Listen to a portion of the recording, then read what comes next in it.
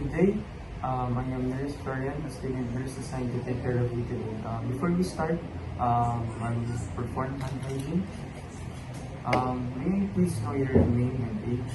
I am Pia Fada, 12 years old. Thank you, Pia. To ensure your safety, I will ask you some questions to understand your pain, feelings, and background. This will help us to take better care of you instead of healing people. Alright, if you feel uncomfortable or understand something or don't understand something, please let me know. Pia, can you tell me where you feel the pain? Here in my stomach. I see. When did the pain start? Yesterday morning. What makes the pain worse or better? It's worse when I move. How would you describe the pain? Sharp, dull, or cramping? It's sharp. Does the pain stay in one place or move to the other areas? It's 6.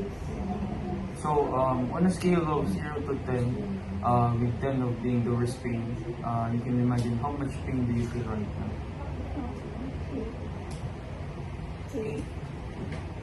Thank you. I understand that you're experiencing sharp right lower abdominal pain rated 8 out of 10.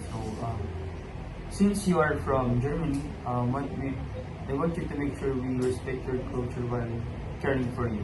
Are you comfortable speaking English or would you prefer another language? Is there any cultural belief, practice, or food restriction that you should know about while you're here? Thank you for sharing. Please let us know if there is anything important to you that we should respect. I'd also like to check your feeling and your feeling emotionally. Can you tell me where are you right now? I'm in the hospital. And do you know why you're here? Because of my stomach. Very good. How are you feeling right now? Are you scared, anxious, or calm?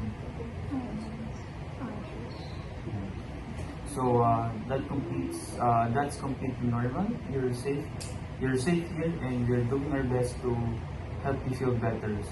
Have you been able to eat or sleep well since the pain started?